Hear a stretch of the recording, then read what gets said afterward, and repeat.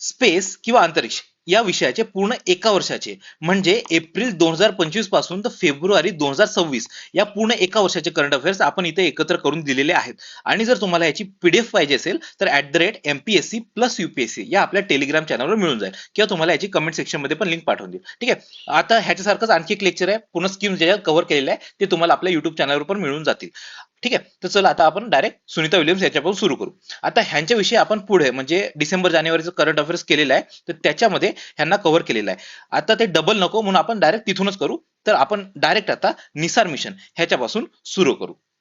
Nisar mission. तर निसार मधून तुम्हाला काय दिसतंय? N for NASA, I for ISRO, S for synthetic aperture radar. ठीक आहे, लक्षात ठेवा. निसार निसार म्हणजे NASA, ISRO, synthetic aperture radar ह्याचं एक मिशन आहे. ते नासा आणि इस्रो ह्या दोघांनी मिळून केलेलं आहे. आणि इम्पॉर्टंट गोष्ट ही आहे आणि हे पण इम्पॉर्टंट ह्यासाठी होतं की जे इस्रो आहे त्यांनी म्हणजे आपण इंडियानी हे लॉन्च केलेलं आहे. ठीक आहे, आपलं जे लॉन्च व्हेकल आहे GSLV MK3 ते वापरून आपण हे यान जे आहे ते वरती पाठवतोय. आता इथं झालं काय की नासानी एक बँड घेतलाय आणि इस्रोनी एक बँड घेतलाय. म्हणजे बँड म्हणजे फ्रिक्वेन्सीचा बँड असतो तो बँड घेतलेला आहे. नासा एस बँड बघणार आहे आणि इस्रो एल बँड बघणार आहे. दोघेही वेगवेगळे बँड बघणार आहेत. आणि ऍक्च्युअली सांगतो तुम्हाला कसं आहे की समजा हे यान आहे तर ह्या यानाचं ही साईड ह्या साईडला एल आहे, एल बँड असणार आहे, ह्या साईडला एस बँड असणार आहे. ही साईड नासा बघणार आहे, ही साईड इंडिया बघणार आहे. ठीक आहे. तर असं यान पाठवलंय दोघांनी मिळून. तर हे इम्पॉर्टंट आहे. ठीक आहे. अशा याच्यावर प्रश्न विचारायचे खूप जास्त चान्सेस आहेत. आता हे GSLV MK3 इंडियाचं इस्रोचं आहे, लक्षात ठेवा. इस्रोचं आहे. तर हे इस्रोनी पाठवलेलं आहे लॉन्च व्हेकल आपलं जे आहे GSLV. त्याच्यानंतर 10-12 दिवस हे पृथ्वीच्या पृष्ठभागाची नकाशी घेणार आहे. ठीक आहे. म्हणजे ते पूर्ण पृथ्वीच्या भोवती फिरणार आहे आणि पूर्ण ते 12 दिवसांनी ते पूर्ण पृथ्वीचे नकाशे घेणार. काय काय बघणार ते काही कुठे अर्थक्वेक कसा येऊ शकतो का, कुठे लँडस्लाईड येणार आहे का, काही चान्सेस वगैरे असतील का त्याचे, हे सगळं व्होल्कॅनिक इरप्शन वगैरे असतील का, हे सगळं ट्रॅक करायचं काम हे बघणार आहे निसार मिशन. तर हे खूप जास्त इम्पॉर्टंट आहे, याच्यावर प्रश्न येऊ शकतो. त्याच्यानंतर आर्यभट्टाला 50 वर्ष. आता आर्यभट्ट हा जो उपग्रह होता आपण जो पाठवला आधी 1970s मध्ये आपण ते काम वगैरे चालू केलं. तुम्ही ते फोटो पण इस्रोचे बरेच व्हायरल झाले असणार आहेत. सायकलवर घेऊन ते काही सामान वगैरे घेऊन चालले ते बरेच व्हायरल झाले होते. तर 1970s मध्ये आपल्याला खूप गरज होती. ठीक आहे. तर तेव्हा मग आपण हळूहळू ते बिल्डअप करत गेलो आणि 1975 ला आपण पहिला उपग्रह बनवला. पण आपल्याकडे तेव्हा लॉन्च व्हेकल नव्हतं. बरोबर. लॉन्च व्हेकल म्हणजे ज्याच्यावर म्हणजे कसं असतं की हा एक काय म्हणतात रॉकेट असतो आणि रॉकेटवर आपल्याला जो यानवरती पाठवायचा तो असतो. तर आपण हा यान तर बनवला पण हे रॉकेट नव्हतं आपल्याकडे. ठीक आहे. हे रॉकेट होतं कोणाकडे? रशियाकडे. तर आपण रशियाला मदत मागितली आणि रशियाने आपल्याला मदत केली. तर रशियाने हा लॉन्च केलेला आहे. पण आपला हा सगळा पूर्ण इंडियन होता आर्यभट्ट. ठीक आहे. तर हा अवकाशात उपग्रह पाठवणारा भारत हा 11वा देश बनलेला होता आणि ही लॉन्च डेट लक्षात ठेवा 19 एप्रिल 1975. इम्पॉर्टंट आहे कारण की 50 वर्ष पूर्ण झालेले आहेत. तर ही डेट पण विचारू शकतात. हा संपूर्णपणे इस्रोने बांधलेला पहिला उपग्रह होता आणि रशियाने लॉन्च केलेला आहे. ठीक आहे. त्याच्यानंतर शॉर्ट्स. आता शॉर्ट्स मध्ये पहिला आहे फ्रॅम 2 मिशन. फ्रॅम 2 मिशन हे स्पेस एक्सचं आहे आणि हे इम्पॉर्टंट ह्यासाठी आहे कारण की असं पहिलं मिशन बनलेलं आहे की जे मानवी अंतराळ मोहीम आहे कशाची पोलार ऑर्बिटमध्ये जाण्याची. इथं लिहिलेलं नाही पोलार ऑर्बिट. ध्रुवीय क्षेत्र म्हणजे पोलार ऑर्बिट. Polar orbit. तर कसं होणार आहे की हा समजा पृथ्वी आहे. पृथ्वीच्या हे पोल्स आहेत बरोबर. तर ह्या पोलवरून ह्या पोलवर जाण्यासाठी ही अशी पहिलीच मोहीम आहे की जिथे माणसं ह्या अशा मोहिमेत जाणार आहे. मोस्टली कोणते कोणते ऑर्बिट असतात? लोअर अर्थ ऑर्बिट असते, त्यानंतर जिओ सिंक्रोनस असते, जिओ स्टेशनरी ऑर्बिट असते बरोबर. तर अशा ज्या ऑर्बिट्स असतात तर ह्या ऑर्बिट्समध्ये अजून एक ऑर्बिट असते पोलार की जी पोलवरून फिरते. ठीक आहे. काही अशा फिरतात काही अशा फिरतात पण अशी पोलवरून फिरणारी असते त्याला पोलार ऑर्बिट म्हणतात. तर ते पोलार ऑर्बिट मधून जाणारी पहिली मानवी अंतराळ मोहीम आहे. कोणती? फ्रॅम 2. स्पेस एक्सची आहे. प्रायव्हेट कंपनी आहे. कोणाची आहे? इलॉन मस्कची आहे. ठीक आहे. इम्पॉर्टंट आहे, लक्षात ठेवा. त्याच्यानंतर स्पियर एक्स टेलिस्कोप. हा टेलिस्कोप आहे. हा नासाने टेलिस्कोप म्हणजे ते दुर्बीण टाईप. तर ते बघण्याचं काम करणार आहे कोण? नासाचा हा टेलिस्कोप आहे स्पियर एक्स. हा काय करणार आहे? पृथ्वी हा समजा पृथ्वी आहे. तर पृथ्वीच्या उलट्या दिशेला असा तोंड करून राहणार आहे आणि हा पूर्ण असा फिरणार आहे. ठीक आहे. आणि ह्या काय बघणार आहे की जे आपलं युनिव्हर्स आहे ते कसं तयार झालं, कोणत्या गॅलेक्सी आहेत त्या कशा तयार झाल्या असतील. आता होतं काय की गॅलेक्सी कशा बघणार ते की जे गॅलेक्सी आहे ते 2-2 करोड 3-3 करोड किंवा खूप साऱ्या वर्षा अगोदर बनलेले आहेत बरोबर. त्या वर्षा आधी बनलेल्या आहेत. तर तेव्हाची जी लाईट्स आहेत तर ते लाईट्स आता आलेत आपल्या पृथ्वीजवळ बरोबर. तर त्याच्यामुळे ते तेव्हाचं आता आपल्याला दिसणार आहे. कळलं. तर हे आपले त्याचा उगम कसा झाला ते वगैरे इथे सगळं कळेल. हे स्पेसएक्स टेलिस्कोप तसं आहे. तर नासानी हेच लॉन्च केलेलं आहे आणि याचा उद्देश पूर्ण आकाशाचा नकाशा करायचा आहे, मॅप ऑफ द युनिव्हर्स आणि गॅलेक्सीचा जन्म बघायचा, दुसऱ्या ग्रहावर काही जीवनाचा शोध वगैरे लागतोय का ते वगैरे सगळं बघायचं काम ह्या टेलिस्कोपचं असणार आहे. ठीक आहे. त्याच्यानंतर 3 जॉर्जेस अँटार्क्टिक आय टेलिस्कोप. आता ह्याच्यावरून अंटार्क्टिक दिसतंय म्हणजे हे अंटार्क्टिकवर लावलेलं असणार आहे हा टेलिस्कोप. हा टेलिस्कोप चायनाने लावलेला आहे. कोणता? 3 जॉर्जेस अँटार्क्टिक आय टेलिस्कोप.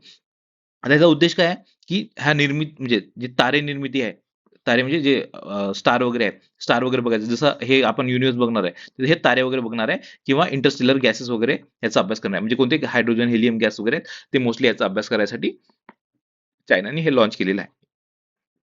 त्याच्यानंतर आसाम सेट हा पण इम्पॉर्टंट आहे कारण की भारताचं हे पहिलं स्टेट बनलेलं आहे. कोणतं? आसाम. आसाम भारताचं पहिलं स्टेट बनलेलं आहे की ज्यांनी तिथलं म्हणजे आता तिथं ब्रह्मपुत्रा नदी वगैरे आहे ना, तिथं खूप सारा पूर वगैरे येतो. तर त्याच्यानंतर तिथे ओरांग किंवा बाकीचे पण नॅशनल पार्क्स आहेत जसं की नामेरी वगैरे. तर हे तिथे खूप जास्त शिफ्टिंग वगैरे होते पाण्याची वगैरे नाही का ब्रह्मपुत्रा नदीची. तर ते सगळं बघायचं, ती शेती बघायची, त्या पायाभूत सुविधांचा विकास आणि ते सीमा सुरक्षा म्हणजे ते बांगलादेशला लागून आहे, सीमा सुरक्षा वाढवण्यासाठी ह्याचा उपयोग होणार आहे आसाम साइडचा. ठीक आहे. त्याच्यानंतर चंद्रयान 5 मोहिमेची घोषणा. आता आपल्याला माहिती आहे चंद्रयान 3 इतक्यातच लॉन्च झालं होतं आणि चंद्रयान 4 आता 1-2 वर्षात लॉन्च होईल. त्याच्यानंतर चंद्रयान 5 येणार आहे. ते भारत आणि जापान हे दोघं मिळून लॉन्च करणार आहे. ठीक आहे. चंद्रयान 5 भारत आणि जपान संयुक्तपणे पाठवणार आहेत आणि ह्या मोहिमेला लुपेक्स किंवा लुनार पोलार एक्सप्लोरेशन मोहीम असे संबोधण्यात येत आहे. ठीक आहे. हे पण लक्षात ठेवा. म्हणजे खूप जास्त इम्पॉर्टंट नाही कारण की अजून लॉन्च व्हायची आणि अजून ते डेव्हलपमेंट स्टेजला पण यायची आहे. मग खूप जास्त इम्पॉर्टंट नाही बट ठीक आहे लिहून ठेवलं मी. त्यानंतर ब्लू ओरिजिन. आता ब्लू ओरिजिन ही एक प्रायव्हेट कंपनी आहे जसं की स्पेस एक्स आहे. स्पेस एक्स दाखवली तुम्हाला इथे फॅम 2 मिशन. तर जशी स्पेस एक्स आहे तशी वरती आकाशात वगैरे पाठवण्यासाठी ब्लू ओरिजिन आहे. ही आहे जेफ बेसोस. माहिती आहे आपल्याला जो Amazon आहे. Amazonवर आपण बरेचसे प्रॉडक्ट वगैरे घेतो ना, तर त्या Amazonचा जो मालक आहे त्याचीच ब्लू ओरिजिन ही कंपनी आहे. त्या ब्लू ओरिजिनचं एक न्यू शेफर्ड रॉकेट आहे. ठीक आहे. जसं स्पेस एक्सचं फॅल्कॉन 9 रॉकेट आहे. तसं किंवा आपलं जे इस्रोचं आहे, इस्रोचे GSLV, PSLV आहे. तसं जे ब्लू ओरिजिन आहे त्याचं शेफर्ड रॉकेट आहे, न्यू शेफर्ड रॉकेट. हे फक्त कशासाठी वापरतात? अंतरिक्षात पर्यटन किंवा टुरिझम करायसाठी. ठीक आहे. अंतरिक्षात टुरिझम म्हणजे इथून आपले टुरिस्ट पाठवणार 2-4 लोक 5-10 लोक जे काही जातील आणि ते मग आकाशात जातील, ते फिरून येतील, परत पृथ्वीवर वापस येतील. ठीक आहे. तर ते अवकाशातली जी टुरिझम आहे त्यासाठी हे ब्लू ओरिजिनचं न्यू शेफर्ड रॉकेट आहे. आता हे इम्पॉर्टंट ह्यासाठी बनलंय कारण की ते सर्व महिला अंतराळ उड्डाण करणारं असं पहिलंच प्रायव्हेट जेट बनलेलं आहे. अगोदर फक्त एकच सिंगल महिला गेलेली आहे. बट असं ग्रुपने जाणारे पण हे पहिलंच उड्डाण आहे. ठीक आहे. तर हे पण इम्पॉर्टंट आहे ब्लू ओरिजिनचं न्यू शेफर्ड रॉकेट. त्यानंतर तियानवेन 2. आता हे चायनाने लॉन्च केलेलं नावावर लक्षात असेल तियानवेन. आता हे कशासाठी लॉन्च केलेलं आहे? एक लघुग्रह आहे 469213 कामोआ लेवा. ठीक आहे. कामोआ लेवा हे जे लघुग्रह आहे, हे आपल्या पृथ्वीच्या भोवतालच फिरत असतं. जवळपासच असतं. म्हणजे पूर्ण भोवताल प्रॉपर एकदम याच्यात नाही फिरत, बट जवळपासच असतं. तर ते असं म्हणतात, की जो आपला चंद्र आहे, त्याच्यात तुकडा थोडासा पडलेला आहे. तर तो एक छोटासा ग्रह आहे. तर चायना त्या ग्रहावर जाणार आहे. म्हणजे ते छोटासा ग्रह म्हणजे लघुग्रह आहे, त्याच्यावर जाणार आहे. तिथे सॅम्पल्स गोळा करणार आहे आणि पृथ्वीवर वापस येणार आहे. ठीक आहे. तसा हा तियानवेन 2 मिशन आहे. हा पण लक्षात ठेवा, इम्पॉर्टंट आहे. ठीक आहे. तसे झाले आपले सायन्स अँड टेक्नॉलॉजीचे करंट अफेअर्स. हॅलो. या लेक्चरमध्ये आपण जून-जुलै 2025 चे स्पेस किंवा अंतरिक्ष घडामोडी बघणार आहोत. तर सगळ्यात पहिले आपलं आहे एक्झिओम 4 मिशन आणि हे खूप जास्त इम्पॉर्टंट आहे. ह्याला 10, 15, 20 जेवढे स्टार्ट करायचे तेवढे करून ठेवा कारण की ह्याच्यावर प्रश्न विचारायचे चान्सेस खूप जास्त आहेत. आता एक्झिओम 4 मिशन आहे हे माहिती असायच्या अगोदर आपल्याला थोडंफार गगनयान मिशन विषयी थोडीशी माहिती पाहिजे. आता गगनयान मिशन काय आहे ते आपल्या इस्रोनी काढलेलं आहे आणि तिथं काय करणार आहे 3 लोकांना आपल्याला अवकाशात किंवा अंतराळात पाठवायचे. आता हे 3 लोक म्हणजे 4 लोक त्यांनी निवडलेले आहेत. 4 पैकी तिघांना पाठवायचे आहे. ह्या 3 पैकी एक आहे शुभांशु शुक्ला आणि आणि कारण की एक तर आपल्या भारत पहिल्यांदाच पाठवत आहे. भारताला काही एक्सपिरियन्स नाहीये. तर तो एक्सपिरियन्स घ्यायसाठी ह्या शुभांशु शुक्लांना एक्झिओम 4 मिशनचा पार्ट बनवलेला आहे. आता एक्झिओम 4 मिशन हे गगनयान मिशनचा काही संबंध नाही. म्हणजे काही संबंध म्हणजे असा डायरेक्ट संबंध नाही किंवा त्याचा पार्ट नाहीये. हे एक्झिओम 4 मिशन हे वेगळं मिशन आहे आणि त्याचा पार्ट तिथं आपल्याला एक्सपिरियन्स पाहिजे म्हणून हे शुभांशु शुक्ला त्यांना पाठवलेलं आहे. ठीक आहे.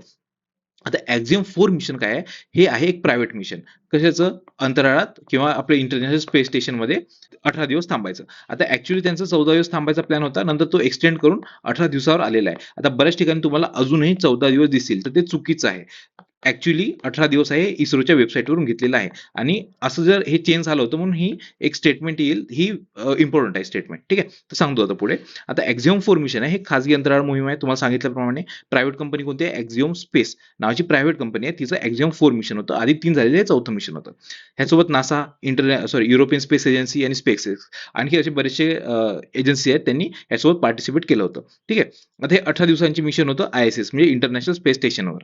आणि भारतीय गगनयात्री शुभांशु शुक्लासोबत 3 जण होते, जे की ISS इंटरनॅशनल स्पेस स्टेशनला गेले होते. आता हे कोणते कोणते होते, हा हा टिगोर आहे. टिगोर हा हंगेरीचा आहे. त्यानंतर हे शुभांशु शुक्ला भारताचे, ही आहे पेगी, ही USA ची आहे, आणि हा आहे उझनास्की, हा आहे पोलंडचा. ठीक आहे, असे 4 जण मिळून गेले होते. हा पोलंडचा, हंगेरीचा आणि इंडियाचा. या तिघांचं हे पहिलंच मिशन होतं की जे ISS किंवा इंटरनॅशनल स्पेस स्टेशनवर जाण्याचं. ठीक आहे, तर म्हणून हे थोडं इम्पॉर्टंट आहे. ह्या चौघांची नाव लक्षात ठेवा. आता प्रक्षेपण कधी केलं होतं, 25 जून 2025 ला. आणि परत कधी आले, 15 जुलै 2025 ला. म्हणजे हे टोटल 20 दिवस दिसत तुम्हाला. पण जायला 1 दिवस, यायला 1 दिवस तर लागेल ना. तर असे टोटल 18 दिवसांचं ISS वर किंवा इंटरनॅशनल स्पेस स्टेशनवर मिशन होतं. ठीक आहे, तर हे झालं, तुम्हाला हे सांगितलं. आता परत पण सांगितलं. लॉन्च व्हेकल फॅल्कॉन 9 स्पेस एक्स जी इलॉन मस्कची कंपनी आहे, तिने प्रक्षेपक किंवा लॉन्च व्हेकल फॅल्कॉन 9 वापरलं होतं. लॉन्च व्हेकल वेगळं आणि लॉन्च व्हेकलवर एक असतं अंतराळयान. ठीक आहे, तर ह्याच्यामध्ये हे 4 लोक बसलेले आणि लॉन्च खालून झालेलं, जिथं आग लागते ते लॉन्च व्हेकल, वरती जाऊन मग ते अंतराळात जातं. तर हे आहे अंतराळयान. तर ह्या अंतराळयानात हे 4 जण होते. तर अंतराळयान कोणतं, त्याचं नाव काय होतं, क्रू ड्रॅगन स्पेसक्राफ्ट. कोणतं, ग्रेस. लक्षात ठेवा, ग्रेस. आता हे पण स्पेस एक्सच आहे. स्पेस एक्सच आहे हे पण. ठीक आहे, आता लॉन्च व्हेकल अंतराळयान झालं. त्याच्यानंतर ऍस्ट्रॉनॉट्स कोणते कोणते तुम्हाला सांगितलं होतं. ही पेगी आहे. त्यानंतर ग्रुप कॅप्टन, म्हणजे ग्रुप कॅप्टन, याचा कॅप्टन नव्हता, कॅप्टन किंवा कमांडर हीच होती, पेगी होती. पण ह्याचं ग्रुप कॅप्टन का बरं म्हणतात, कारण की हा IAF इंडियन एअरफोर्स मध्ये होता आणि त्याला ग्रुप कॅप्टनची इंडियन एअरफोर्स मधली पदवी आहे. ठीक आहे, लक्षात ठेवा. हा ग्रुप कॅप्टन ह्या ग्रुपचा नाही आहे. ह्या ग्रुपची कॅप्टन ही आहे, पेगी. ठीक आहे, कारण की हिला एक्सपिरियन्स आहे ऑलरेडी, ही USA ची आहे. त्याच्यानंतर हा शुभांशु शुक्ला होता. त्याच्यानंतर हंगेरीचा टिगोर होता आणि पोलंडचा उझनास्की. ठीक आहे, पेगी विटसन USA ची कमांडर आहे टोटल ह्या ग्रुपची. त्यानंतर ग्रुप कॅप्टन शुभांशु शुक्ला भारताचा आहे, पायलट आहे. त्यानंतर उझनास्की आहे, हा पोलंडचा आहे, मिशन स्पेशालिस्ट. हे दोघं होते. टिबोर कापू हा पण मिशन स्पेशालिस्ट होता. त्यानंतर बॅकअप क्रू पण बघा, प्रशांत नायर आणि ग्लुला सेरेनी. कोण, प्रशांत नायर आणि ग्लुला सेरेनी, हे दोघं होते. आता ग्लुला सेरेनी ह्या टिबोरची बॅकअप होती आणि प्रशांत नायर हा आपल्या शुभांशु शुक्लाचा स्पेअर पार्ट किंवा ऍज अ बॅकअप क्रू होता. त्याच्यानंतर एम बघायला गेलं ह्याचं, तर टू रिअलाइज द रिटर्न, म्हणजे वापस, म्हणजे तिकडे जायचं वापस यायचं. हे आपल्या तिघांनी, हे जे तिन्ही कंट्री आहेत, ह्या तिघांचं हे असं पहिलंच होतं. ठीक आहे, म्हणजे टू रिअलाइज द रिटर्न हे याचं एम होतं, असं लक्षात ठेवा. त्यानंतर इंडिया, पोलंड आणि हंगरी ह्या देशांचे हे पहिलेच ISS वर मिशन होते, तुम्हाला सांगितलं होतं. त्याच्यानंतर एक्सपेरिमेंट्स किंवा प्रयोग. आता हे इस्रोनी जे काही प्रयोग सांगितले होते, तिथं केले होते, ते आहेत. बाकीचे पण बरेचसे होते प्रयोग. आता तिथं फक्त वरती जाऊन वापस तर येणार नाही ना, तिथं काहीतरी काम करणार. उगाच म्हणजे वरती जाऊन वापस येण्यात काही अर्थ नाही. तुम्ही गेल्याच्या तिथं काहीतरी एक्सपेरिमेंट करून या. ते एक्सपेरिमेंट कोणते कोणते इस्रोने सांगितले होते आपल्या शुभांशु शुक्लाला करायला. स्पेस मायक्रोअल्गी, जी ते सूक्ष्म शैवाल आहे, तिथं मायक्रो ग्रॅव्हिटी आहे किंवा एवढी कमी ग्रॅव्हिटी आहे, तेवढ्या कमी ग्रॅव्हिटीमध्ये कशी ती तिथे सर्व्हाइव्ह करेल, ह्याच्यासाठी एक हे होतं. त्यानंतर मायकोजेनेसिस म्हणजे जे आपले स्केलेटल किंवा जो आपला कंकाल असतं, तर त्याचं जे तिथले जे स्नायू असतात किंवा मसल्स असतात, तर ते तयार करण्याची प्रक्रिया म्हणजे मायकोजेनेसिस. तर ते तेवढ्या कमी ग्रॅव्हिटीमध्ये ते कसं वगैरे होतं, त्याचे एक्सपेरिमेंट होतं ते. त्याचं स्प्राउट्स, अंकुर, हे तुम्हाला ऑलरेडी एकदा फोटो दाखवला होता ह्याचा मागे एका लेक्चरमध्ये. तर मेथी आणि मूग ह्याचे त्यांनी फोटो पाठवले होते. ठीक आहे, आणि अजून 6 जे क्रॉप्स होते त्याचे पण तिथं काढण्याचं, पिकांचं चालू होतं, ते एक्सपेरिमेंट होतं. त्याच्यानंतर टार्डिग्रेड. आता हे खूप इम्पॉर्टंट अॅनिमल आहे, ऍक्च्युअली लक्षात ठेवा, अॅनिमल आहे. सगळं खूप छोटा अॅनिमल आहे, जे 0.5 mm पर्यंत एकदम जो वाढलेला असतो, एवढा मोठा असतो. 0.5 mm म्हणजे आपली जी स्केल असते, स्केलचा जो सगळ्यात छोटा जे असतं त्याच्या अर्धा, तेवढा छोटा हा अॅनिमल आहे. ठीक आहे, तर ह्या अॅनिमलला आपण वरती घेऊन गेलो होतो. आणि हा अॅनिमलची एक खासियत आहे, जो टार्डिग्रेड आहे, हा कुठे पण राहू शकतो, एकदम एक्स्ट्रीम एन्व्हायरमेंटमध्ये. खूप म्हणजे जिथं व्होल्कॅन वगैरे त्याच्या जवळ पण राहतो, किंवा जे आपलं समुद्राच्या एकदम खाली एवढं प्रेशर आहे तेवढं तिथं पण राहू शकतो. इव्हन अवकाशात पण राहू शकतो, म्हणजे जिथं खूप कमी ऑक्सिजन आहे किंवा काही पण खूप एक्स्ट्रीम पोझिशनला पण राहू शकतो. तर असे टार्डिग्रेड्स आहेत. ठीक आहे, त्यांना सायनोबॅक्टेरिया हे तर आपल्याला माहितीच आहे. तर असे हे 5-7 एक्सपेरिमेंट होते, हे फक्त एकदा वाचून घ्या. ठीक आहे, तर असं होतं आपलं एक्झिओम 4 मिशन, इम्पॉर्टंट आहे. त्याच्यानंतर आता ग्रुप कॅप्टन शुभांशु शुक्ला. आता ग्रुप कॅप्टन हे याचं कॅप्टन नव्हते. ग्रुप कॅप्टन हे IAF इंडियन एअरफोर्समध्ये ते जेव्हा होते तर त्याची ती पदवी आहे. ठीक आहे, ग्रुप कॅप्टन शुभांशु शुक्ला. आता हे ISS ला जाणारे पहिले भारतीय आहेत. पण याच्या अगोदर एक माणूस अंतराळात गेला होता आपल्या भारताचा. कोण होते ते? राकेश शर्मा. 1984 ला अंतराळात गेले होते. स्पेस आपल्या ISS ला नव्हते गेले, फक्त स्पेसमध्ये जाऊन वापस आले होते. तर पहिले ISS ला जाणारे आणि दुसरे अंतराळात जाणारे कोण? शुभांशु शुक्ला. त्यानंतर अंतराळात प्रवास करणारे 634वे. आता ही फॅक्ट लक्षात ठेवायची काही गरज नाही. त्यानंतर जन्म बघायला म्हणजे फक्त एवढं लक्षात ठेवा की 600 पेक्षा जास्त बाहेरच्या देशांनी झाले, त्यानंतर आपले हे शुभांशु शुक्ला गेलेले आहेत. जन्म बघायला गेलं तर डेट लक्षात ठेवायची गरज नाही, फक्त लखनौ UPचे आहेत एवढं लक्षात ठेवा. त्यानंतर 2006 ला हवाई दलात सामील झाले होते, आपल्या भारताच्या इंडियन एअरफोर्समध्ये सामील झाले होते. आणि इस्रोच्या गगनयान मिशनसाठी निवडले गेलेले 4 पैकी एक हे शुभांशु शुक्ला आहेत. तर हे खूप इम्पॉर्टंट आहेत. त्यानंतर ह्यांना 2026 ला आता ह्या वर्षी अशोक चक्र पण मिळालं होतं, म्हणून हे खूपच जास्त अति इम्पॉर्टंट बनत आहे. अशोक चक्र म्हणजे जे शौर्य चक्र असतं त्यातलं सगळ्यात हायस्ट असतो. आता वीर चक्र जे असतात, वीर चक्र हे जेव्हा वॉर वगैरे चालू असतं तेव्हा वीर चक्र मिळतात. पण जेव्हा शांती वगैरे चालू असते, शांतीच्या पिरियडमध्ये कोणी एकदम भारी काम केलं असलं किंवा शौर्याचं काम केलं असलं तेव्हा शौर्य पदकं मिळतात. आणि शौर्य पदकामध्ये 3 असतात. एक म्हणजे सगळ्यात हायस्ट लेवलचं असतं अशोक चक्र, त्यानंतर कीर्ती चक्र आणि त्याच्यात खाली सगळ्यात खाली शौर्य चक्र असतं. तर असे 3 चक्र असतात. त्यापैकी सगळ्यात वरचं चक्र म्हणजे अशोक चक्र हे यावर्षी शुभांशु शुक्लाला मिळालं होतं, म्हणून हे खूप जास्त इम्पॉर्टंट आहे. ठीक आहे. त्याच्यानंतर ट्रेसर्स मिशन. आता हे पण इम्पॉर्टंट आहे. हे काढलंय नासानी, आणि नासानी 2 जोडे उपग्रह काढलेत. हे 2 जोडे आहेत आणि जवळपास सारखे असणार आहेत, आणि ह्यांच्यामध्ये जवळपास 10 सेकंदाचा फरक आहे, आणि हे पूर्ण पृथ्वीच्या भोवती फिरत आहेत. पृथ्वीच्या भोवती फिरून काय करतायत? ते जे करतायत त्यासाठी तुम्हाला हा अधिक छोटासा व्हिडिओ आहे, तो बघून घ्या.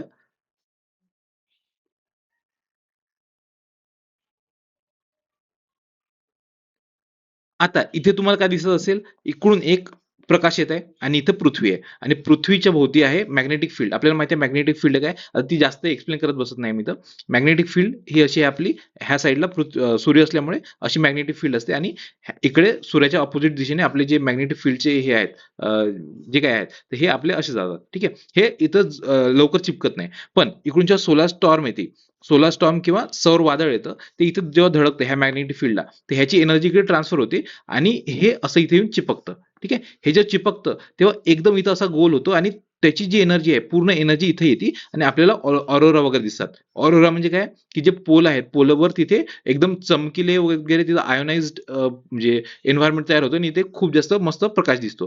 ठीक आहे, तुम्हाला इथे चित्र पण दिसत असेल. तर हे इथे ऑरोरा तयार होतात, आणि म्हणजे खूप एनर्जी होती. आता हे ऑरोरा आहेत ते आपल्याला भारी दिसतात, बट ह्याचा एक तोटा पण आहे, की इथे जे आपले सॅटेलाइट्स आहेत तर त्यांच्यावर खूप वाईट परिणाम होतो. ठीक आहे, तर असे आहेत हे आपलं मॅग्नेटिक रिकनेक्शन. कळलं? हां. तर हे बघणं, आणि हे जे मॅग्नेटिक फील्ड आहे आपली, ही मॅग्नेटिक फील्ड आपल्या पृथ्वीचं रक्षण कसं करतं ते बघणं, हे सगळं ह्या ट्रेसर मिशनचा पार्ट आहे. ठीक आहे. तर हे पृथ्वी चुंबकीय क्षेत्र किंवा मॅग्नेटिक फील्ड सौर वादळापासून पृथ्वीचे रक्षण कसे करते ते समजून घेणे म्हणजे याचे उद्दिष्ट आहे ट्रेसर्स मिशनचं. नासाने काढलेलं आहे. अजून काय, to observe and measure magnetic reconnection and energy transfer in the polar curves field, म्हणजे आपण जे बघितली होती पोलार कर्व्स फील्ड, ह्याच्यामधले जे काय आहे ते सगळं ह्याचं काम आहे ट्रेसर्स मिशनचं. कळलं? आता हे एकदा वाचून जरी घेतलं तरी तुमच्या लक्षात राहून जाईल. त्याच्यानंतर इन्व्हिक्टस. इन्व्हिक्टिसचा इंग्लिशमध्ये अर्थ तसं बघायला गेलं तर त्याचा अर्थ आहे म्हणजे जो कॉन्कर करू शकत नाही ज्याला, तो म्हणजे इन्व्हिक्टस, जो जिंकलेला असतो नेहमी. तर असा इन्व्हिक्टस हा प्रोग्राम आहे. ह्याची संस्था कोणती आहे? European space agency. आता ह्याचं काम काय आहे? भविष्यातील क्षैतिज प्रक्षेपण म्हणजे जे पण हायपरसोनिक टेक्नॉलॉजी आहे तर ती काढणं, म्हणजे ती रियुजेबल करणं, म्हणजे परत परत तीच वापरणं. तर ते आहे इन्व्हेक्टस प्रोग्राम. ते युरोपियन स्पेस एजन्सीने काढलेलं आहे. म्हणजे जे पण आपण लॉन्च व्हेकल किंवा जे बाकीचे व्हेकल्स वापरतो तर ते आपण परत परत यूज करता आले पाहिजे, त्यासाठीची इन्व्हिक्टस प्रोग्राम आहे. त्यानंतर शॉर्ट्स बघू. फेटियन 2 हे चीनचं हायपरसोनिक वाहन आहे. हायपरसोनिक म्हणजे जे साऊंडच्या स्पीडपेक्षा खूप जास्त वेगाने पळतं ते हायपरसोनिक.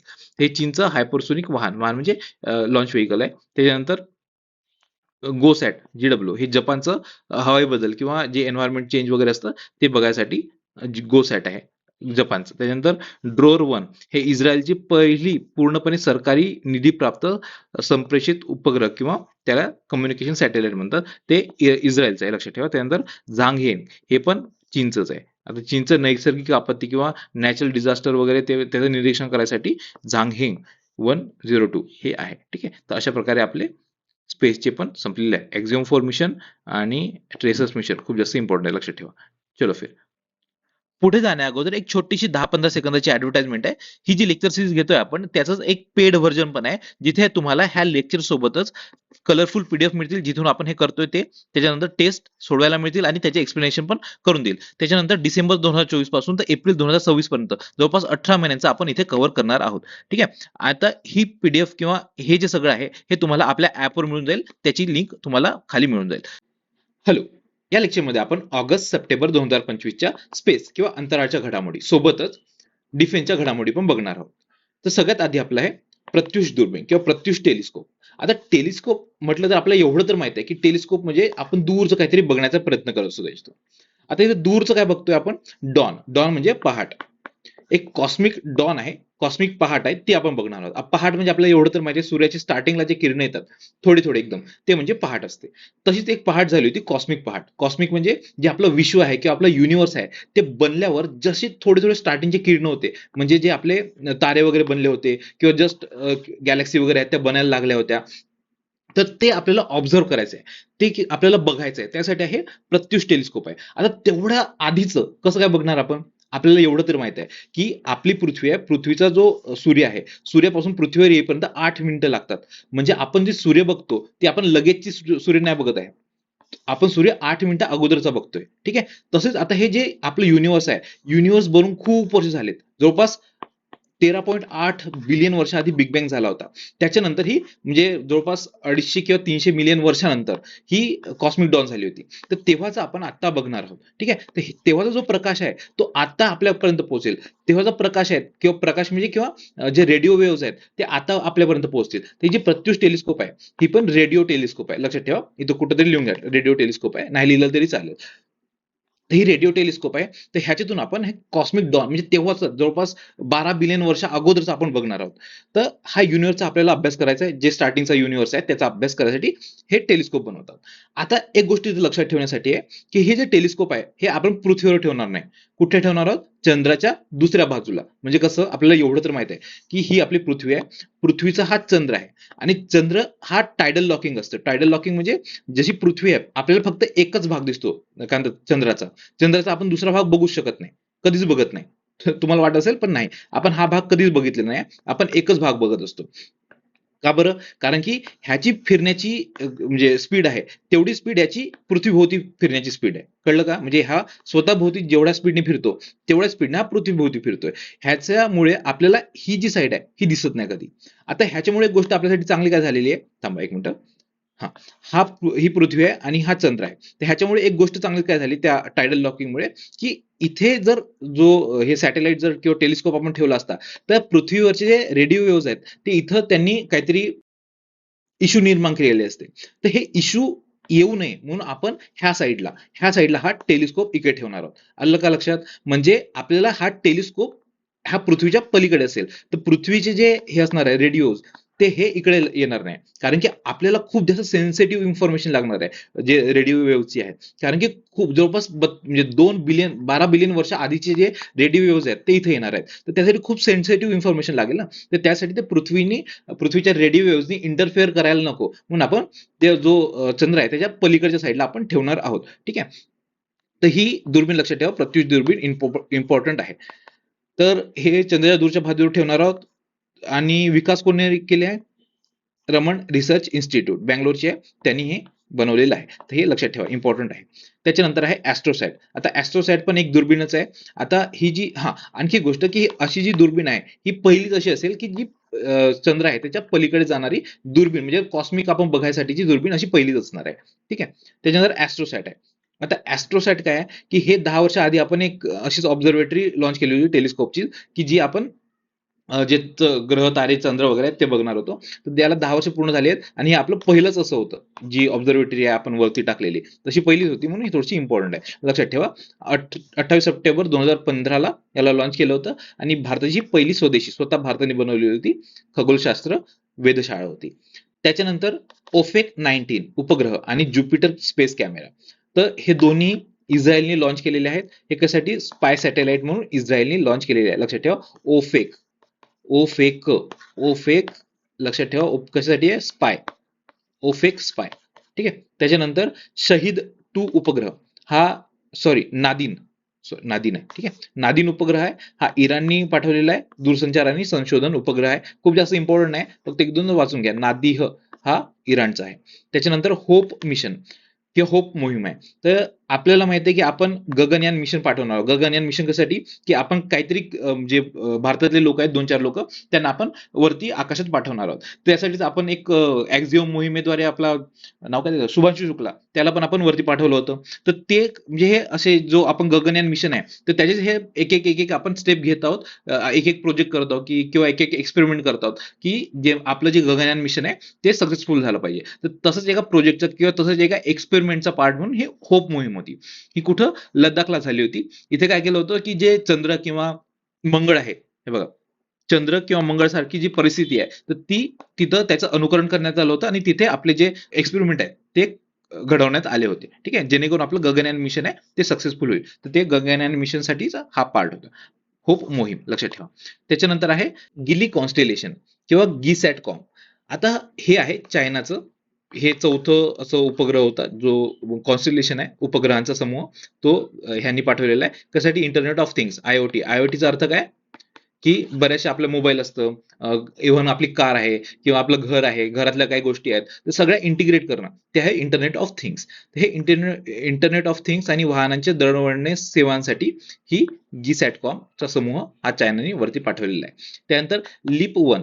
आता लीप 1 हे ध्रुव स्पेस, म्हणजे हे काय, प्रायव्हेट आपली कंपनी आहे भारतातली. हे पहिलं आपलं व्यावसायिक उपग्रह मिशन असणार आहे. हे फॅल्कॉन 9 जो स्पेस एक्सचा हे नाही का, स्पेस एक्सचा फॅल्कॉन 9 आहे, त्यांनी हे आपण वरती पाठवणार आहोत. ठीक आहे. म्हणजे ही जी कंपनी आहे ध्रुव स्पेस, ते वरती पाठवणार आहे. त्यासाठी पृथ्वीचे निरीक्षण करण्यासाठी. त्याच्यानंतर आहे इरिस किंवा एरिस रॉकेट. आता हे खूप जास्त इम्पॉर्टंट नाही, कारण की म्हणजे ऑस्ट्रेलियाचे हे पहिलंच आहे स्वदेशी रॉकेट, पण कसं आहे, हे फेल झालं होतं. म्हणजे उडायला चौथ्या याच्यात 14 सेकंदात ते पडून गेलं परत. तर हे फेल झालं होतं, ह्याच्यावर विचारण्याची शक्यता कमीच आहे. त्याच्यानंतर सप्टेंबर 2025चा ब्लड मून. आता ब्लड मून म्हणजे काय, लक्षात घ्या, की जो पूर्ण खग्रास चंद्रग्रहण होतं, म्हणजे पूर्ण टोटल लुनार इक्लिप्स असतं, तर ते ब्लड मून, कारण की हा जवळपास लाल दिसत असतो. आता लाल का बरं दिसतो, कारण की हा समजा सूर्य आहे आणि मध्ये पृथ्वी आहे आणि इकडे आहे चंद्र. ठीक आहे. तर पृथ्वी मध्ये आल्यानंतर चंद्रावर ग्रहण होणार, बरोबर. आता ह्या चंद्रावर जर पृथ्वीच्या जवळ आहे, तर थोडेफार काही ना काही प्रमाणात लाईट जाणारच आहे. पण कोणती लाईट जाणार, कारण की हा जो सूर्य आहे, सूर्यापासून चंद्रापर्यंत काही प्रमाणात इकडे लाईट जाणार आहे. ठीक आहे. तर हे जातात आपल्या वातावरणातून. तर आपल्या वातावरणामुळे काय होतं, की जे ब्लू लाईट आहे किंवा निळे लाईट आहे, ते स्कॅटर होतात आणि जे लाल लाईट आहे ते इकडे जातात. ठीक आहे. तर त्याच्यामुळे हा चंद्र लाल दिसत असतो. जेव्हा टोटल लुनार इक्लिप्स किंवा खग्रास चंद्रग्रहण होतं, तेव्हा हा लाल दिसत असतो. ठीक आहे. आता हा इम्पॉर्टंट का बरं होता, कारण की भारतामध्ये म्हणजे एकाच ठिकाणी 82 मिनिटं दिसल्या होता. ठीक आहे. आता ही खूप जास्त वेळ झाली, जवळपास 2 तास वगैरे चालत असतो, खूप म्हणजे रेअरली, पण 82 मिनिटं पण खूप जास्त झाले होते. ठीक आहे. तर एवढं जनरली जात नाही 82 मिनिटं वगैरे. तर भारतामध्ये गेलं होतं, भारतामध्ये दिसला होता आणि एका देशामध्ये दिसणं ही म्हणजे खूप दिवसांनी येत असतं अशी घटना.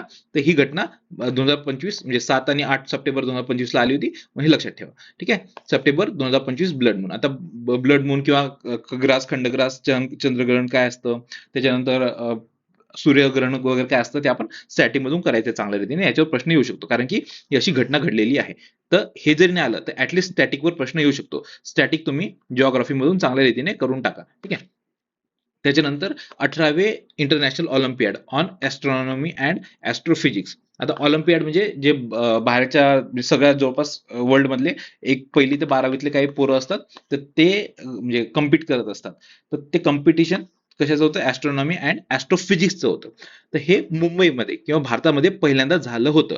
तर ह्याच्यात इराण पहिल्या नंबरला, म्हणजे सगळ्यात जास्त 5 पदकं किंवा 5 सुवर्ण पदकं इराणला मिळाले होते. भारत आणि इंग्लंडला 4 सुवर्ण पदकं मिळाले होते. तर हे म्हणजे खूप जास्त इम्पॉर्टंट आहे. हॅलो, या लेक्चरमध्ये आपण डिसेंबर, जानेवारी, फेब्रुवारी 2026च्या स्पेस किंवा अंतराळच्या घडामोडी बघणार आहोत. तर सगळ्यात आधी आपल्या आहेत सुनीता विल्यम्स. आता हे खूप जास्त इम्पॉर्टंट आहे, ह्यांच्यावर 100% ह्या वर्षी प्रश्न येणार आहे. कारण की पहिली गोष्ट म्हणजे काय, की त्यांनी रिटायरमेंट घेतली आहे. दुसरी गोष्ट म्हणजे तुम्हाला बच विल्मोर माहित असेल, त्यासोबत त्या ISS किंवा इंटरनॅशनल स्पेस स्टेशनवर गेल्या होत्या. तिथं त्या 8 दिवसासाठी गेल्या होत्या आणि जवळपास 9 महिने थांबून आल्या, कारण की थोडंफार बिघाड झालं त्याच्यामुळं. त्याच्यानंतर तिसरी गोष्ट म्हणजे काय, तुम्हाला राजशमानी माहित असेल, ज्यांनी तो विजय मल्ल्या होता त्याची मुलाखत घेतली होती किंवा पॉडकास्ट गेला होता, तर तिथंच त्या पॉडकास्टला ह्या त्या राजशमानी सोबत गेलेल्या आहे. ठीक आहे, तर त्याच्यामुळे ह्या खूप जास्त इम्पॉर्टंट आहेत. ह्या वर्षी 100% यांच्यावर प्रश्न येणार आहे. ठीक आहे, तर आधी पण यांना आपण कव्हर केलं होतं जेव्हा त्या ISS किंवा इंटरनॅशनल स्पेस स्टेशनला गेल्या होत्या, तर त्यांनी बरेच काही विक्रम केले होते, तर ते पण आपण ऑलरेडी कव्हर केलेले आहेत. आता ह्यांनी रिटायरमेंट घेतली आहे, त्याच्यामुळे ह्यांची थोडीशी पर्सनल माहिती पाहिजे आपल्याला, तर ती पण आपण इथे कव्हर करत आहोत. ठीक आहे, तर बघा सुनीता विल्यम्स आहे. आता ह्या ज्या सुनीता विल्यम्स आहेत, तर त्यांचा जन्म अमेरिकेतला आहे. त्यांचे पप्पा होते ते गुजरात मधले होते, भारतातले. ते अमेरिकेत मायग्रेट झाले. त्यानंतर त्यांनी अमेरिकेत त्यांचा जन्म झाला आणि अमेरिकेतच त्यांनी शिक्षण घेतलं. कुठून? फ्लोरिडा इन्स्टिट्यूट ऑफ टेक्नॉलॉजी, तिथून त्यांनी इंजिनिअरिंग केली. ठीक आहे, तर त्याच्यानंतर त्या जे युएसएचं नौदल आहे किंवा जे नेव्ही म्हणतो त्याला, तर तिथे त्या हेलिकॉप्टरच्या पायलट होत्या. नेव्हीमध्ये ते जहाज चालवत नव्हत्या, हेलिकॉप्टर असतं नेव्हीचं, तर त्याच्या त्या पायलट होत्या. ते त्यांची पायलटकी बघून त्यांनी म्हणजे त्यांना नासाने उचललं. ठीक आहे, नासानं उचललं आणि नासाने बोलावलं त्यांना 1998 ला. ठीक आहे, 1998 ला अंतराळवीर म्हणून त्यांची निवड झाली आणि पहिल्यांदा त्या 2006 ला अंतराळ मोहीम त्यांनी पहिली केली होती. आता त्यांचा जन्म वगैरे बघू, तर 27 डिसेंबर 2025 आहे. हा, अरे त्यांनी तेव्हा रिटायरमेंट घेतली. ठीक आहे, 27 डिसेंबर 2025 ला त्यांनी रिटायरमेंट घेतली आणि 19 सप्टेंबर 1965 चा त्यांचा जन्म होता. ठीक आहे, ओहिओ अमेरिकेचा. आता हे जास्त लक्षात ठेवायची गरज नाही, पण एकदा वाचून घ्या. त्याच्यानंतर डिसेंबर 2006 सांगितलं तुम्हाला, आणि त्यांचे काही विक्रम होते ते आपल्याला माहिती पाहिजे. हे आपण ऑलरेडी कव्हर केले होते. जे मागं सुनीता विल्यम जेव्हा परत आल्या होत्या, तर तेव्हा आपण ते कव्हर केलं होतं. पण स्टील आपल्याला हे परत एकदा डिव्हिजन म्हणून आपण इथून करून टाकू. ठीक आहे, बघा, ते एकूण 608 दिवस त्या अंतराळात होत्या. तर एवढे जास्त दिवस अंतराळात असणाऱ्या त्या दुसऱ्या महिला आहेत. तर पहिल्या कोण आहेत? पेगी व्हिटसन. ठीक आहे, तर ह्यांचं पण नाव लक्षात ठेवा. तुम्हाला पेगी व्हिटसन आठवते का? पेगी व्हिटसन पण आपण करंट मध्ये कव्हर केलं होतं. कुठं? आठवा. एक्झिओम मोहीम माहिती आहे? एक्झिओम कोणाची मोहीम आहे? भारताची आहे का? नासाची आहे? ती आहे प्रायव्हेट कंपनी आहे एक्झिओम. ठीक आहे, तर इस्रोची पण नाही, नासाची पण नाही, ती एक्झिओम प्रायव्हेट कंपनी आहे. एक्झिओम 4 मिशन होती. तर त्याच्यामध्ये पेगी विल्सन ह्या कमांडर म्हणून गेल्या होत्या, म्हणजे किंवा म्हणजे ज्या पायलट मेन पायलट म्हणून गेल्या होत्या. कोण? पेगी विल्सन. ह्यांचं नाव लक्षात ठेवा, पेगी विल्सन.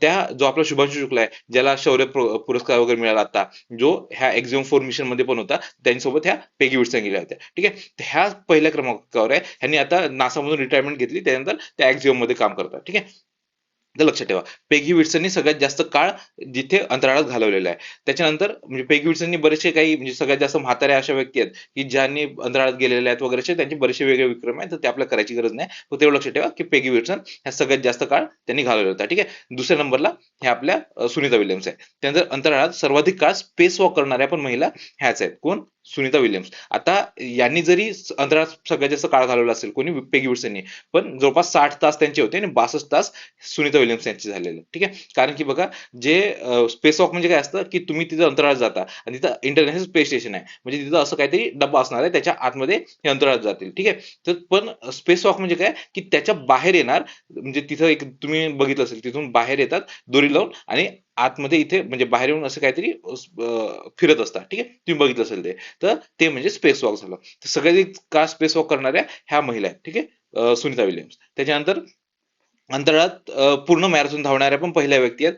बोस्टन मॅरेथॉन त्या धावल्या होत्या जवळपास 4 तासात. आता धावलं म्हणजे काय, तिथं ट्रेडमिल आहे आपल्या इंटरनॅशनल स्पेस स्टेशन मध्ये, ट्रेडमिल आहे, तर तिथं त्या सलग 4 तास धावल्या होत्या. ठीक आहे, त्यानं 2 वेळा इंटरनॅशनल स्पेस स्टेशनचे कमांडर पद भूषवलेले आहे. तर ह्या गोष्टी लक्षात ठेवा सुनीता विल्यम्स यांच्याविषयी. त्याच्यानंतर लिगो इंडिया प्रोजेक्ट. आता ही प्रोजेक्ट पण खूप जास्त महत्वाचा आहे, कारण की भारतामधल्या महाराष्ट्रामध्ये हे प्रोजेक्ट बनत आहे. ठीक आहे, आता हा प्रोजेक्ट काय आहे बघा, इंटरफेरोमीटर ग्रॅव्हिटेशनल वेव्ह ऑब्झर्वेटरी. आता बघा, लेझर म्हणजे काय, लेझर लाईट सोडणार. इंटरफेरोमीटर हे म्हणजे काय दिसतंय तुम्हाला, मीटर म्हणजे काहीतरी मोजण्याचं साधन दिसतंय, तर लेझरचं काहीतरी मोजत आहे. इंटरफेरोमीटर म्हणजे कुठं काही इंटरफेरन्स होणार आहे ते मोजणार आहे. त्यानंतर ग्रॅव्हिटेशनल वेव्ह म्हणजे काय कळतं तुम्हाला, की ग्रॅव्हिटेशनल वेव्ह आहे त्याचं लेझरवर काही परिणाम होत आहे, तिथं लेझरवर काही इंटरफेरन्स येत आहे, तर ते मोजणं. ठीक आहे, तर त्याची ऑब्झर्वेटरी आहे लिगो इंडिया. ठीक आहे, तर ही पहिलीच ऑब्झर्वेटरी आहे का? नाही. अशा प्रकारच्या ऑलरेडी 4 ऑब्झर्वेटरी आहेत. म्हणजे अशा अनेक आहेत, पण त्या बाकी छोट्या-छोट्या आहेत, पण मोठ्या आहेत, ज्या मेन लेव्हलच्या किंवा लिगोवाल्या ज्या ऑब्झर्वेटरी आहेत, ते 4च आहेत. कोणत्या-कोणत्या? एक लिगो बघा, अमेरिकेतल्या 2 आहेत. लिगो हॅनफोर्ड, लिगो लिव्हिंगस्टोन, त्या ह्या 2 यूएसएच्या आहेत. त्यानंतर व्हर्गो आहे, ते इटलीचे आहे आणि काग्रा ही जपानमध्ये आहे. तर ह्या 4 लक्षात ठेवा आणि आता 5वी बनत आहे. बनलेली नाही अजून. ठीक आहे. त्याचं कन्स्ट्रक्शनचं कंत्राट L&T ला मिळालेलं आहे. तर त्याच्यामुळे ते न्यूजमध्ये होती. 5वी कुठे बनत आहे? हिंगोली महाराष्ट्रामध्ये. ठीक आहे. तर ह्या लक्षात ठेवा. तर आता बघा, हे बघा, असे 2 आर्म्स असतात. आर्म्स म्हणजे हे असे 2 असणार. इथे ते रिसर्च सेंटर असणार आणि इथं ते लाईट सोडणार, लेझर लाईट तुम्हाला सांगितल्याप्रमाणे. आणि काय होणार की जे ग्रॅव्हिटेशनल वेव्हज आहेत ते असे राहणार. आता ग्रॅव्हिटेशनल वेव्हज चा शोध म्हणण्यापेक्षा सांगितलं कोणी होतं? अल्बर्ट आइन्स्टाईननी. ग्रॅव्हिटेशनल वेव्हज 1916ला 1916 सांगितलं होतं. त्यांनी थेअरी दिली होती, थेअरी ऑफ रिलेटिव्हिटी. ठीक आहे. म्हणजे आता ते थेअरी मध्ये जात नाही, फक्त बरोबर सांगतो की ती ग्रॅव्हिटेशनची थेअरी होती. त्यांनी सांगितलं होतं की 4 डायमेन्शन असतात. कोणते? Space, time dimension. स्पेसचे 3 डायमेन्शन आणि टाइम हा 4था डायमेन्शन. तसं त्यांनी सांगितलं होतं. त्याच्यामध्ये त्यांनी असं सांगितलं होतं की ग्रॅव्हिटेशनल फक्त फोर्स नाही तर त्याचे वेव्हज पण असतात. ठीक आहे. तर ते वेव्हज आतापर्यंत आपण मोजले नव्हते. आपण डायरेक्ट 2015 ला मोजले. ठीक आहे. तर एवढे ते सूक्ष्म असतात आणि मोजण्यासाठी कठीण असतात. त्यासाठी एवढी मोठी लॅबोरेटरी लागते. तर ही जी आर्म्स आहे, हा आर्म 4 किलोमीटरचा आहे. लक्षात ठेवा, 4 किलोमीटरचा आहे. तर हे 4 किलोमीटर एवढा लेझर लाईट सोडणार आणि इथून येणार कोणती लाईट? सॉरी, कोणती वेव्ह? Gravitational wave. आणि एवढी सूक्ष्म असते ती की इथे फक्त थोडं जरी इंटरफेरन्स झालं तर ह्याचं खूप सूक्ष्म प्रमाणात हा लाईट म्हणजे इंटरफेअर होतो. ठीक आहे. एकदम सूक्ष्म प्रमाणात. खूप. आता समजा हे लाईट आहे, पूर्ण असं जात आहे, तर फक्त एवढं दिसतंय का? एवढ्या प्रमाणात ते फक्त इंटरफेअर होणार. ठीक आहे. तर अशा पद्धतीची ही लिगो ऑब्झर्वेटरी असते. तर आतापर्यंत डायरेक्ट आपण 2015 ला आपण हे केलं होतं. त्याच्यानंतर ठिकाण बघायला गेलं तर औंधा नागनाथ, हिंगोली, हिंगोली जिल्हा. तर त्या जिल्ह्यामध्ये औंधा नागनाथ ह्या ठिकाणी L&T कंपनीला आता कंत्राट मिळालेलं आहे. आता जवळपास 2027-28 पर्यंत हे कम्प्लीट होऊन जाईल. ठीक आहे. त्यानंतर 2 एल आकाराच्या सुरंगात किंवा आर्म्स लेझर किरण सोडून तुम्हाला सांगितलं होतं हा एल आकार आहे. तर 2 याच्यावर लेझर किरण सोडत आहेत आणि गुरुत्वाकर्षण लहरी किंवा जे ग्रॅव्हिटेशनल वेव्हज आहेत ते मोजले जात आहेत. त्याच्यामुळे अवकाशातील अत्यंत व्हायलंट घटना, हा त्याचं काम काय की अवकाशात जी व्हायलंट घटना होते, जसं की 2 काय म्हणतात त्याला, ब्लॅक होल्स असतात, ते जर मर्ज झाले म्हणजे खूप मोठी घटना असते. खूप जास्त त्यातून म्हणजे प्रकाश किरण किंवा खूप मोठ्या मोठ्या गोष्टी त्यातून बाहेर पडत असतात. तर ते खूप जास्त व्हायलंट असतं. ते तसं वगैरे मोजणं किंवा तसं वगैरे बघणं, त्या गोष्टी आपल्याला माहित झाल्या पाहिजे, ह्या गोष्टीसाठी हे लिगो प्रोजेक्ट आहे. ठीक आहे. आता बघा, 1916 मध्ये तुम्हाला सांगितलं होतं, आइन्स्टाईननी त्याची जनरल रिलेटिव्हिटी मध्ये सांगितलं होतं. 2015 मध्ये आपण शोधलं होतं. त्यानंतर लिगो इंडिया ही जगातील 5वी लॅबोरेटरी आहे, हे पण तुम्हाला सांगितलेलं आहे. आणि हे 4 पण आपण बघितलेले आहे. ठीक आहे. हे लक्षात ठेवा, लिगो इंडिया प्रोजेक्ट. त्याच्यानंतर मायकेल बेथॉस. आता ह्या मायकेल बेथॉस आहे, ह्या अशा पहिल्या व्यक्ती झालेल्या आहेत. महिला नाही, महिला तर आहेत, पण अशा ओव्हरऑल पहिल्या व्यक्ती झाल्यात की ज्या अपंग आहेत आणि ज्या अंतराळात गेले आहेत. बघा, ह्या बघा, ह्या व्हीलचेअरवर असतात. तर ह्यांचा आधी ऍक्सिडेंट वगैरे झाला होता आणि त्यांचं पूर्ण स्पाइन गेलेलं आहे. तर त्याच्यामुळे त्या व्हीलचेअरवर असतात, पण स्टील त्या अंतराळात गेलेल्या आहे. बेन्थॉस. ठीक आहे. लक्षात ठेवा, बेन्थॉस म्हणजे एकदम बिनधास्त गेलेले आहे असं लक्षात ठेवा. बेन्थॉस बिनधास्त होऊन अंतराळात गेलेल्या आहेत. तशा पहिल्या व्यक्ती झाल्या आहेत. आता अंतराळात त्या अंतराळवीर म्हणून नव्हत्या गेल्या, त्या फक्त फिरायसाठी गेल्या होत्या. ठीक आहे. तर लक्षात ठेवा, फिरायसाठी कोणी टुरिझम चालू केलंय? Blue origin. हे आपण ऑलरेडी बघितलंय. ब्लू ब्लू ओरिजिन अमेझॉनचं आहे. ठीक आहे. तर त्यांनी हे चालू केलेलं आहे. ब्लू ओरिजिन त्या फिरायला घेऊन जातात, अंतराळात वापस आणतात. तर त्या तशा गेल्या होत्या. ठीक आहे. पण ह्याच्यापेक्षा एक इम्पॉर्टंट गोष्ट होती की एक पहिले व्यावसायिक दिव्यांग अंतराळवीर आहेत. हे ऍक्च्युली अंतराळवीर आहेत. ह्यांनी इंटरनॅशनल स्पेस स्टेशन ह्यांनी त्याला अंतराळवीर म्हणून घोषित केलेलं आहे. सॉरी, इंटरनॅशनल स्पेस स्टेशन नाही रे, काय म्हणतात त्याला, युरोपियन स्पेस स्टेशन. ठीक आहे. तर बघा, आता हे व्यावसायिक अंतराळवीर आहेत, ह्या अंतराळवीर नाही आहेत. ह्यांनी प्रॉपर ट्रेनिंग घेतली आहे. कोण आहे ते? जॉन मॅकफॉल. ठीक आहे. जॉन मॅकफॉल ह्यांना पण आपण ऑलरेडी करंट मध्ये कव्हर केलं होतं. ठीक आहे. तर हे पण मागच्या वर्षी करंट मध्ये होते. ते हे पण इम्पॉर्टंट आहेत. जॉन मॅकपॉल हे नाव लक्षात ठेवा. कशासाठी? व्यावसायिक दिव्यांग अंतराळवीर आहेत हे पहिले, आणि ह्या फक्त पहिल्या जाऊन आलेल्या. ठीक आहे. हे अंतराळवीर आहेत, पण ते अजून गेलेले नाही आहेत, अजून उड्डाण घेतलेलं नाही, फक्त शिकून झालेलं आहे त्यांचं. ठीक आहे. त्यानंतर सर्वात तरुण अॅनालॉग ॲस्ट्रॉनॉट. आता अॅनालॉग ॲस्ट्रॉनॉट म्हणजे काय असतं की समजा आपल्याला माहिती आहे की जे आपलं चंद्र आहे किंवा आपलं जे मार्स आहे, तर मार्स किंवा मंगळ, तर त्यांच्यामध्ये वातावरण बऱ्यापैकी वेगळं असतं. तर ते वातावरण आहे, ते गुरुत्वाकर्षण आहे किंवा त्याच्यातलं जे गॅसेसचं जे काही कंपोजिशन आहे, ते सगळं एकत्र एका ठिकाणी क्रिएट करणं, कुठं? पृथ्वीवर. तर ते त्या ठिकाणी कोणी जाणं, ठीक आहे, तो झाला ऍस्ट्रॉनॉट, अॅनालॉग ऍस्ट्रॉनॉट. कळलं की म्हणजे काय, कृत्रिमरित्या मंगळ किंवा चंद्रासारखे वातावरण पृथ्वीवर तयार करून घेणे आणि तिथे राहणाऱ्या व्यक्तीला ऍस्ट्रॉनॉट म्हणतात. ठीक आहे, तर भारतातील सर्वात तरुण ही इनिया प्रगती झाली आहे. असं म्हणतात की जगातील पण आहे, पण जगातील मला अजून कोणी भेटलं नाही दुसरं, पण लक्षात ठेवा भारतातीलच आहे. ठीक आहे, बऱ्याच ठिकाणी भारतातीलच दिलंय. तर इनिया प्रगती ही लक्षात ठेवा, प्रगतीने एवढी प्रगती केली की ती 13व्या वर्षी ऍस्ट्रॉनॉट झाली, असं लक्षात ठेवा. त्यानंतर म्हणजे ही 2025 ला झाली होती आणि आता ह्या वर्षी फेब्रुवारी 2026 मध्ये पुरुष काय म्हणतात कॅटेगरीमध्ये आदित्य पांड्या हा 17 वर्षाचा पोरगा आहे, तर हा गुजरातचा आहे, तर हा एक झालेला आहे. तर हे दोघं जण लक्षात ठेवा, नाव लक्षात ठेवा. त्याच्यानंतर शॉर्ट्स. आता अलकनंदा गॅलेक्सी आहे, ही पण थोडीशी इम्पॉर्टंट आहे. बघा ही गॅलेक्सी बघा कशी आहे, अशी आहे. म्हणजे हे गॅलेक्सी प्रॉपर फोटो असा नसतो, ह्यांनी क्रिएट केलेला आहे. प्रॉपर फोटो आपल्याला असा दिसतच नाही, एकदम छोटा सूक्ष्म दिसत असतो आपल्याला. ठीक आहे, तर ही समजा एक गॅलेक्सी आहे, कोणती, अलकनंदा. ठीक आहे, तर अलकनंदा गॅलेक्सी आहे आणि ही अशी स्पायरल आहे. स्पायरल आपली गॅलेक्सी पण आहे स्वतःची. आपली कोणती गॅलेक्सी आहे, मिल्की वे. मिल्की वे गॅलेक्सीला काय म्हणतात, मंदाकिनी. मंदाकिनी मंदाकिनी गॅलेक्सी हे हिंदीमध्ये नाव आहे. ठीक आहे, तर मंदाकिनीची उपनदी कोणती आहे, अलकनंदा. ठीक आहे, तर ते अलकनंदा नाव किंवा त्याला बहीण पण म्हणतात. अलकनंदा आणि मंदाकिनी हा सिस्टर रिव्हर्स पण म्हणतात. तर त्याच्यामुळे आता हे याचा शोध लागलेला आहे, त्याला अलकनंदा नाव दिलंय. कोणी, राशी जैन आणि योगेश वाडदेकर ह्या दोघांनी मिळून ह्याचा शोध लावला होता. कुठं, NCRA पुणे ह्या ठिकाणी. ठीक आहे, कोणतं, जेम्स वेब टेलिस्कोप वापरला होता. आणि स्पायरल गॅलेक्सी तुम्हाला सांगितलं, स्पायरल म्हणजे असं असं असते, ते स्पायरल गॅलेक्सी. आणि ही जवळपास जेव्हा आपल्याला माहिती आहे की 13.8 बिलियन वर्ष आधी बिग बँग झाला होता, त्याच्यानंतर जवळपास 1.2 बिलियन वर्षानंतर, म्हणजे खूप, म्हणजे ही जवळपास खूप जुनी गॅलेक्सी आहे. ठीक आहे, पण असं म्हणतात की तेव्हा ज्या गॅलेक्सी होत्या तेव्हा जेवढ्या लवकर बनल्या होत्या, तर त्या खूप जास्त स्पार्स असतात आणि एवढ्या प्रॉपर नसतात. पण ही जी गॅलेक्सी आहे ही थोडीशी मॅच्युअर निघाली, तर म्हणजे जनरल जे आपलं परसेप्शन आहे त्यापेक्षाही थोडीशी वेगळी निघाली, त्याच्यामुळे ही युनिक आहे. तर त्यामुळे हे नाव लक्षात ठेवा, अलकनंदा, आकाशगंगा, राशी जैन आणि योगेश वाडदेकर यांनी पुण्यामध्ये शोधून काढलेली आहे. ठीक आहे, प्रकाश स्पायरल सांगितला आणि मिल्की वे गॅलेक्सीचा ही जुळा बहीण म्हणतात त्याला. ठीक आहे, त्यानंतर ब्लू बर्ड ब्लॉक 2 सॅटेलाइट. आता हे जे सॅटेलाइट किंवा उपग्रह आहे, हा भारत म्हणजे इस्रोने प्रक्षेपित केलेला आतापर्यंत सर्वात जड खाजगी, लक्षात ठेवा, खाजगी उपग्रह आहे. म्हणजे सगळ्यात जड तर आधी पण वेगळे केलेले आहेत, पण खाजगी मधून सगळ्यात जड आतापर्यंत भारताने म्हणजे इस्रोने केलेलं आहे. कोणतं लॉन्च व्हेकल वापरलं होतं, ऑब्व्हियसली एवढं जड आहे तर LVM MC वापरलं. ठीक आहे, LVM हे आधी GSLV, तुम्ही GSLV नाव ऐकलं असेल, MK3 GSLV MK3 नाव ऐकलं असेल, तर त्याचंच हे त्या नाव चेंज करून LVM M6 केलेलं आहे. ठीक आहे, लक्षात ठेवा, लॉन्च व्हेकल LVM M6 आहे. त्यानंतर प्रकार कम्युनिकेशन सॅटेलाइट होता आणि खासगी कंपनी कोणती आहे, AST स्पेस मोबाईल, USA ची खासगी कंपनी आहे. त्यांनी भारताकडे दिलं. का बरं, कारण की भारत स्वस्तामध्ये उडवून देतो. ठीक आहे, त्याच्यानंतर GST-7R. आता हा एक उपग्रह आहे, हा पण भारताने लॉन्च केलेला आहे, इस्रोने लॉन्च केलेला आहे आणि हा पण सगळ्यात जड आहे. पण लक्षात ठेवा, हा जिओ सिंक्रोनस ट्रान्सफर ऑर्बिट मधला सगळ्यात जड आहे. हा जिओ सिंक्रोनस ऑर्बिट मधला नव्हता, हा वेगळा होता. ठीक आहे, हा जिओ सिंक्रोनस ऑर्बिट मधला सगळ्यात जड आहे. हा जवळपास 44,000 किलोग्रामचा होता, हा जवळपास 6,500 किलोग्रामचा आहे. ठीक आहे, त्यानंतर प्रकार बघायला गेलं तर हा पण कम्युनिकेशन सॅटेलाइट आहे आणि भारतीय नौदलासाठीचा आहे. ठीक आहे, लक्षात ठेवा. आता जिओ सिंक्रोनस ट्रान्सफर ऑर्बिट म्हणजे काय असतं बघा, ही आपली पृथ्वी आहे आणि हे समजा त्याच्या सगळ्यात जवळचं ऑर्बिट म्हणजे लिओ, लोअर अर्थ ऑर्बिट, आणि जिओ सिंक्रोनस जे ऑर्बिट असतं ते सगळ्यात वरती असतं, जवळपास 36,000 किलोमीटर जवळपास असतं ते.